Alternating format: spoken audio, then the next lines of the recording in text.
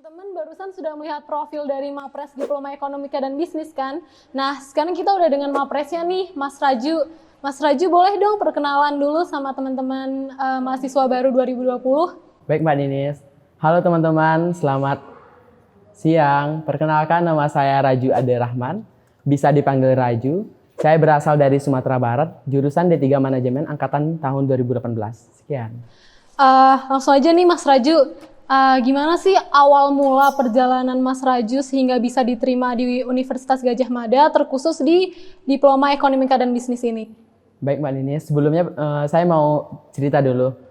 Jadi dulu itu saya merupakan mahasiswa di madrasah yang bisa dikatakan itu tuh madrasah yang sangat terpencil yang berada di Pulau Sumatera, tepatnya di provinsi saya sendiri. Nah, tapi saya itu sebenarnya tidak memiliki ambisi seperti teman-teman Gadjah Mada muda lainnya. Dan sebenarnya saya di sini cuman kayak berusaha dan berdoa dan yakin Allah itu memang adil. Ketika senam PTN saya ngambil filsafat UGM dan mungkin memang qadarullah saya tidak diterima di filsafat. Dan alhamdulillahnya ketika saya mencoba untuk daftar di PBU melalui jalur PBUTM, alhamdulillah saya diterima di jurusan D3 Manajemen sebagai pilihan pertama saya di vokasi UGM. Oh, berarti Mas Raju diterima di DEB ini melewati jalur PBU ya. Gimana sih perasaan Mas Raju ketika diterima di DEB ini dengan pilihan pertama? Tentunya sangat senang.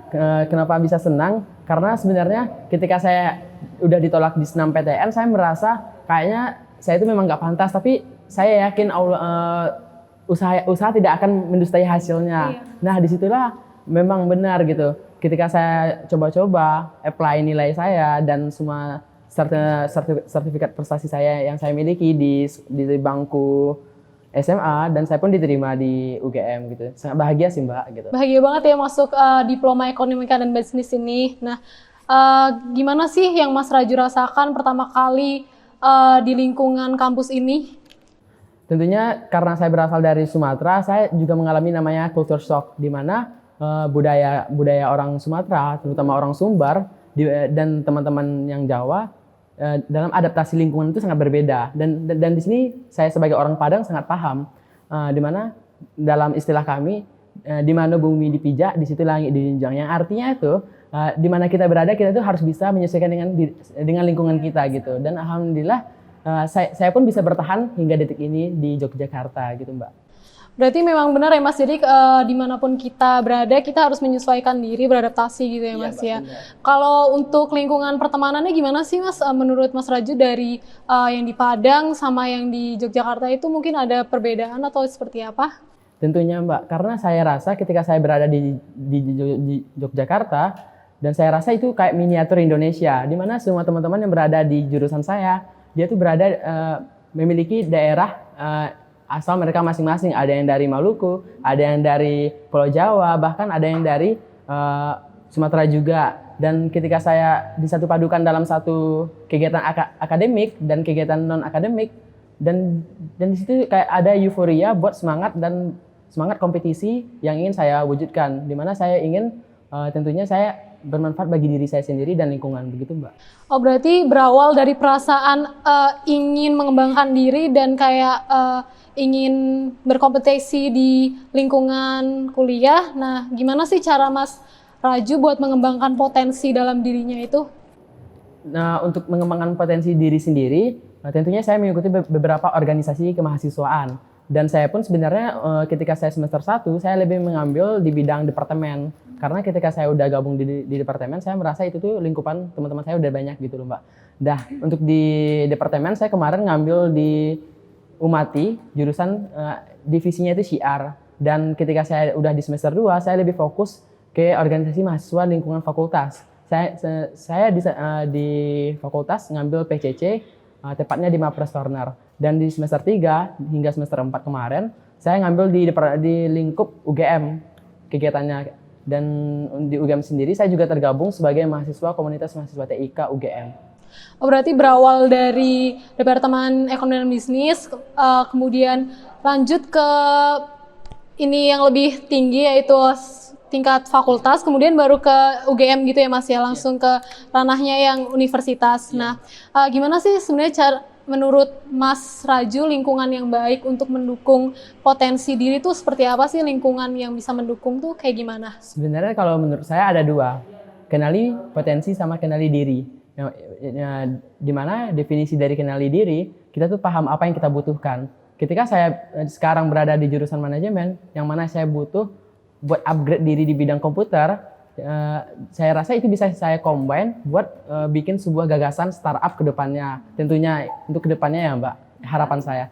Nah, kenali potensi mungkin dengan mengikuti berbagai kompetisi baik tingkat kampus, tingkat regional, tingkat nasional dan tingkat internasional. Tentunya itu membuat saya bisa belajar dari kesalahan yang pernah saya lakukan. Begitu sih Mbak. Kalau seperti itu, gimana sih dulu pas awal-awal Mas Raju untuk memutuskan mengikuti perlombaan? Kan biasanya mahasiswa baru, terus kayak ada rasa ragu untuk memulai suatu mengikuti perlombaan, itu gimana sih Mas?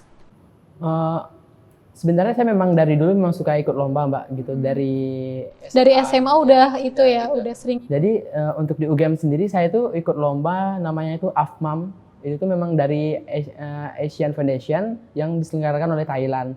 Dan alhamdulillahnya saya belum menang untuk saat itu. Tetapi ketika saya kalah, itu tuh bukan sebagai kenapa sih saya bisa kalah gitu loh Mbak. Jadi itu tuh kayak kenapa sih saya harus mengkoreksi, apa sih kesalahan saya yang saya bikin. Dan di sana saya melihat basic saya memang lebih suka menulis dan suka bikin artikel, dan saya lanjutkan Mbak gitu. Walaupun dalam kompetisi ada menang kalah, tapi saya sebenarnya tidak mencari menang kalah. Lebih ke output yang saya dapatkan di sana gitu Mbak. Prosesnya gitu ya Mas ya. Dan tentunya dengan kita mengikuti berbagai kompetisi dan lomba, tentunya relasi kita pun nggak cuma di UGM lagi Mbak. Bahkan teman-teman saya pun juga ada di ITB, di univ-univ lainnya seperti itu. Iya benar banget, biasanya kalau kita mengikuti kegiatan di luar kampus seperti perlombaan atau kegiatan organisasi itu bisa menambah kayak relasi gitu ya Mas ya. Jadi kayak mungkin nanti di dunia dunia kerja mungkin jadi kayak lebih membantu ya Mas ya. Nah, tadi saya dengar Mas ini ya udah kayak mengikuti sampai Thailand gitu ya. Berarti udah tingkatnya yang udah. Nah, kalau Mas sendiri gimana sih Mas membagi waktu antara akademik sama kegiatan perlombaan itu seperti apa? Biasanya kan kalau kuliah juga kayak udah padet nih di akademik, gimana sih caranya buat mengembangkan potensi diri di luar akademik gitu Mas? Kalau saya sendiri sebenarnya ada namanya skala prioritas Mbak. Jadi mungkin semester 1 prioritas saya ialah ya, mungkin bisa dikatakan kumulat semester 1. Tapi ketika semester 2 saya memiliki lingkungan yang baru dan menyesuaikan dengan keadaan, saya pikir IPK kumulat itu tidak menjamin untuk dunia kerja. Dan saya butuh benar-benar riset apa sih yang dibutuhkan di pasaran luar dengan cara mengikuti berbagai kompetisi dengan juri dan tentunya berbagai praktisi sebagai juri di kompetisi tersebut. Saya rasa itu sangat berpeluang bagi saya sendiri ketika saya ada gagasan ide bisnis. Saya kan memang lebih kayak lomba bisnis kayak business plan, ya, PR competition kayak gitu kan Mbak. Jadi ketika saya bikin ide bisnis dan direvisi, bahkan reviewernya itu bisa dikatakan juga reviewer PKM, dan itu menjadi motivasi saya sendiri untuk bisa bikin semacam gagasan proposal bisnis yang mungkin proposal itu bisa dipertimbangkan juga untuk mengikuti berbagai lomba dana hibah. Jadi selanjutnya berarti benar ya Mas ya kayak dibuat skala prioritas. Jadi kayak ada target capaian di semester 1 apa, semester 2 apa, semester 3 dan semester seterusnya gitu ya Mas ya.